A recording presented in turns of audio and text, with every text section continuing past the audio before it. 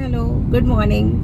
तो आज मैं अपनी एक छोटी सी कहानी के साथ आपके सामने हूँ। ये कहानी है एक छोटे से द्वीप की, आइलैंड की, जहाँ पे सारी भावनाएं मिलजुल करके साथ रहती थी। सारी भावनाएं, फीलिंग्स जैसे आशा, निराशा, सुख, दुख, प्रेम, घृणा, स्नेह, सब वहाँ पे मिलजुल करके रहते, काम करते, खुशी खुशी रहते थे। एक मौसम की बात है कि उस मौसम में वहाँ पे बहुत बारिश हुई। इतनी बारिश हुई कि सारा द्वीप जो है वो धीरे धीरे पानी में डूबने लगा। सभी भावनाओं ने बहुत कोशिश करी कि अपने द्वीप को बचा करके रखें, लेकिन धीरे धीरे लगा कि अब कोई रास्ता बाकी नहीं रह गया है और उनको समझ में आ गया कि अब उन्हें यहाँ से जाना ही पड़ेगा। सभी भावनाएं क्या करती, उन्होंने डिसाइड किया कि वो एक नाव बनाएंगी और अपना सामान उस पर रख करके इस द्वीप को छोड़ देंगी। तो उन्होंने नाव बनाई, अपना सामान उसमें रखा और जब जाने की पूरी तैयारी कर ली तो प्रेम नामक भावना तो अड़ गया।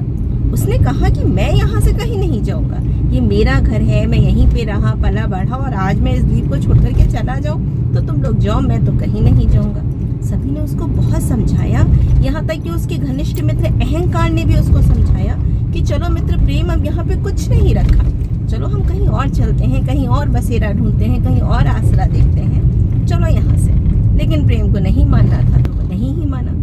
आखिरकार सारी भावनाएं क्या करती, द्वीप पर पानी बढ़ता ही जा रहा था, वहाँ पे रुकना खतरे से खाली नहीं था, तो वो सब चल दी और साथ ही रह गया और पीछे रह गया द्वीप और उस पे रह गए प्रेम और उसका घनिष्ठ मित्र अहंकार। और द्वीप के साथ ही साथ प्रेम और अहंकार दोनों साथ ही साथ डूब गए। तो दोस्तों, ये तो होना ही था, क्योंकि जब प्रेम और अहंकार साथ में रहते हैं तो वो दोनों साथ ही डूब जाते हैं। जहाँ पर अहंकार होता है वहाँ पे प्रेम टिक नहीं पाता।